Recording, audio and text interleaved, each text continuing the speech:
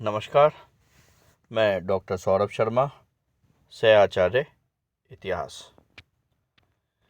सिंधु सरस्वती सभ्यता की सामान्य विशेषताओं की चर्चा पिछले 2 वीडियो से हम लोग कर रहे हैं, जिसमें हमने सिंधु सभ्यता के नगर नियोजन, स्थापत्य, सामाजिक जीवन, धर्म और राजनीतिक जीवन के बारे में विस्तार से चर्चा की है। पूर्व में आपको बताया भी जा चुका है कि यह टॉपिक परीक्षा की दृष्टि से और सामान्य ज्ञान की दृष्टि से काफ़ी महत्वपूर्ण है। हमने इसको 3 भागों में बांट करके अध्ययन किया है, जिसमें सिंधु सरस्वती सभ्यता की सामान्य विशेषताओं के बारे में एक एक करके विस्तार से चर्चा कर रहे हैं। आज ये अंतिम भाग 3, जिसके अंतर्गत हम सामान्य विशेषताओं के बचे हुए पक्षों जैसे आर्थिक जीवन, लिपि, कला, विज्ञान एवं तकनीक के बारे में विस्तार से चर्चा करेंगे। सिंधु सभ्यता के आर्थिक जीवन के बारे में हम बात करते हैं तो सबसे प्रमुख कृषि आता है। कृषि के रूप में देखें तो प्रमुख रूप से जो मुख्य फसलें खाद्यान्न के रूप में उनके द्वारा उपजाई जा रही थी वो गेहूं और जौ थी। और गुजरात का जो क्षेत्र है वहाँ पर चावल की खेती भी बड़े पैमाने पर हो रही थी। अन्य फसलें जो उनके द्वारा लगाई जा रही थी, जिनके प्रमाण हमें प्राप्त हुए हैं, वे राई, सीसम, तिल, कपास, मटर तथा कई प्रकार के अन्य फल और सब्जियों का भी ये लोग उत्पादन कर रहे थे।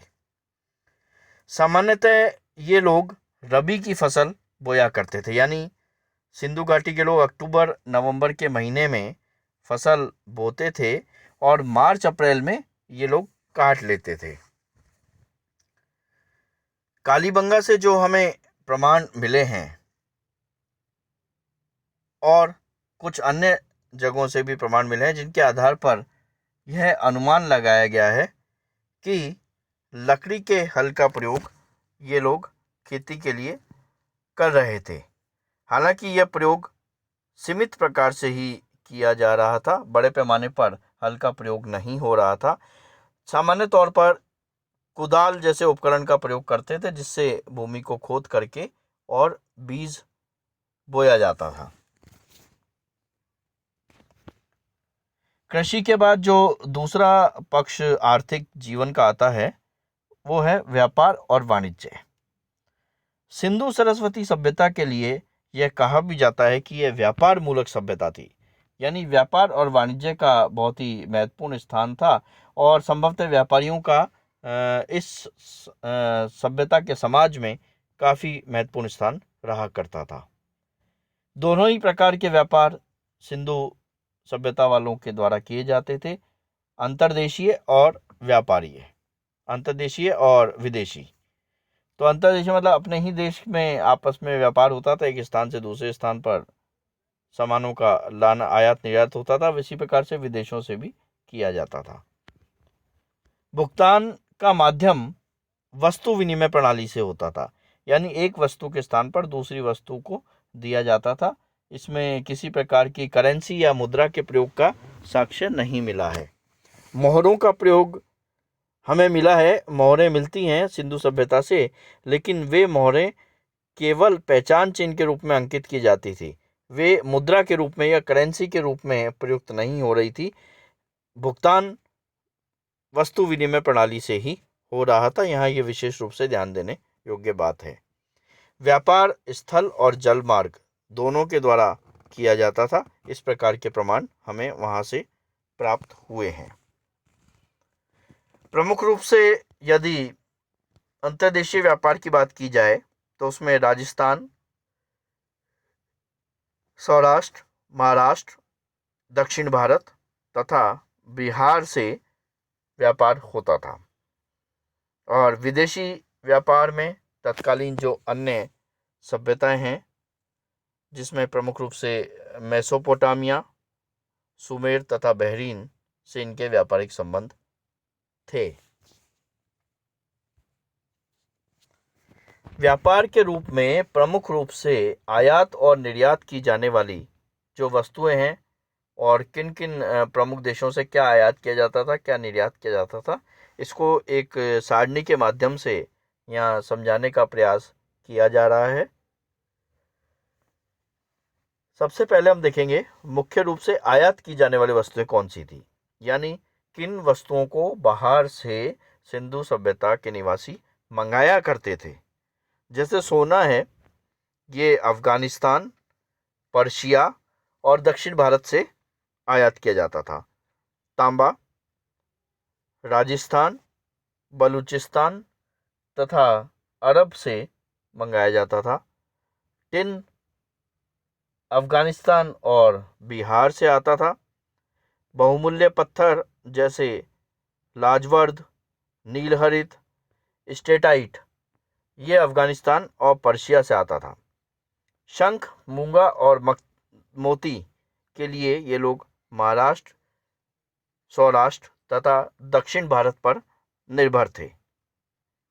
और मुख्य रूप से निर्यात किए जाने वाली जो प्रमुख वस्तुएं हैं, इनमें कृषि उत्पाद जैसे गेहूं, जौ, तेलीय बीज, और विनिर्मित वस्तुओं में, तैयार की हुई वस्तुओं में सूती वस्त्र, मिट्टी के बर्तन, टेराकोटा की मूर्ति, हाथी दांत एवं हड्डी के आभूषण आदि प्रमुख थे। तो ये सारणी काफ़ी महत्वपूर्ण बनती है, परीक्षा में इससे संबंधित प्रश्न पूछे जाते हैं। तो इस सारणी को अच्छे से हमें याद कर लेना चाहिए कि कौन कौन सी मुख्य आयात की जाने वाली वस्तुएं थी, कौन कौन सी वस्तुएं मुख्य रूप से निर्यात की जाती थी, और कौन सी वस्तु कहाँ से आयात की जाती थी, और यहाँ से निर्यात किए जाने वाले प्रमुख कौन कौन से विनिर्मित उत्पाद थे और कौन कौन से कृषि उत्पाद थे। अब व्यापारिक संबंधों की पुष्टि के संदर्भ में कुछ हमें प्रमाण भी प्राप्त हुए हैं कि विदेशी व्यापार कैसे होता था, मतलब किन किन देशों से होता था। तो उसमें हम देखेंगे कि एक प्रमुख सुमेरीय अभिलेख मिला है जिसमें मेलुआ के साथ व्यापारिक संबंधों की पुष्टि कर रहा है। मेलुआ शब्द जो है सिंधु घाटी के लिए प्रयुक्त किया जाता था। सुमेरियन साहित्य दो मध्यस्थ पड़ावों की भी बात करता है, यानी जब यहाँ से जलीय माध्यम से व्यापार होता था तो जो जहाज वगैरह जाते थे या नावें जाती थी, वो दो जगह पर रास्ते में रोका करती थी। वे दो पड़ाव थे, डिलमन और मगन, जिनकी वर्तमान में हम देखते हैं तो बहरीन और मकरान के रूप में पहचान की गई है। इसके अतिरिक्त हमें मेसोपोटामिया से कई सिंधु मोहरें प्राप्त हुई है और हड़प्पा से मेसोपोटामिया की कई बेलनाकार मोहरें प्राप्त हुई है। यानी आपस में व्यापारिक संबंध थे, इसकी पुष्टि अभिलेख से तो हो ही रही है, सुमेरियन अभिलेख से। साथ ही साथ में मोहरें भी एक दूसरे स्थान से प्राप्त होना ये बताता है कि ये आपस में इनका व्यापारिक संपर्क था। इसके अतिरिक्त लोथल से कृत्रिम बंदरगाह के प्रमाण मिले हैं, जो कि विश्व का प्राचीनतम बंदरगाह है और पूर्व में जिसके बारे में हमने विस्तार से चर्चा भी की है। इस कृत्रिम बंदरगाह का प्रमाण मिलना ही यह बताता है कि जलीय व्यापार प्रमुख रूप से उस समय किया जाता था। मोहरों पर जहाज का चित्र मिलना तथा सुतका गेंडोर एवं बालाकोट के अन्य साक्ष्य विदेश व्यापार के अस्तित्व के संकेत देते हैं। यानी मोहरों पर जहाज का चित्र मिल रहा है और सुतका गेंडोर और बालाकोट से भी इस प्रकार के संकेत हमें मिल रहे हैं। हड़प्पा क्षेत्र में एच प्रकार के कब्रिस्तान विदेशियों के आगमन की सूचना देते हैं, जो मेसोपोटामिया के कब्र से मिलता जुलता है। यानी मेसोपोटामिया जिस प्रकार की कब्र बनाई जा रही थी, उस प्रकार के कब्रिस्तान हड़प्पा के क्षेत्र से भी मिले हैं, एच प्रकार के कब्रिस्तान, जो ये संपर्क देते हैं कुछ विदेशी हो सकता है कि यहाँ पर बस गए होंगे और उन्होंने अपना पृथक कब्रिस्तान बनाया होगा और वो एच प्रकार के कब्रिस्तान उसी प्रकार का प्रमाण उपलब्ध कराते हैं। सिंधु लिपि। सिंधु निवासी लिखने की कला से परिचित थे। उनकी लिपि वर्णनात्मक से अधिक भाव चित्रात्मक प्रतीत होती है, यानी पिक्टोग्राफिक लिपि थी उनकी, जिसमें भाव और चित्रों का समन्वय था और प्रत्येक वर्ण किसी ध्वनि या भाव का द्योतक है। अभी तक इसमें लिपि में 250 से लेकर 400 तक संकेत चिन्ह लगभग पहचाने गए हैं और ये एक बहुत ही महत्वपूर्ण है कि सिंधुवासी उस समय में लेखन कला से परिचित हैं और भाव चित्रात्मक या पिक्टोग्राफिक लिपि का प्रयोग कर रहे हैं। अधिकांश मामलों में यह लिपि जो है दाएं से बाएं लिखी जा रही है, जिस प्रकार से उर्दू का हम लोग लिखते हैं। कुछ स्थानों पर बाएं से दाएं का उल्लेख भी मिलता है।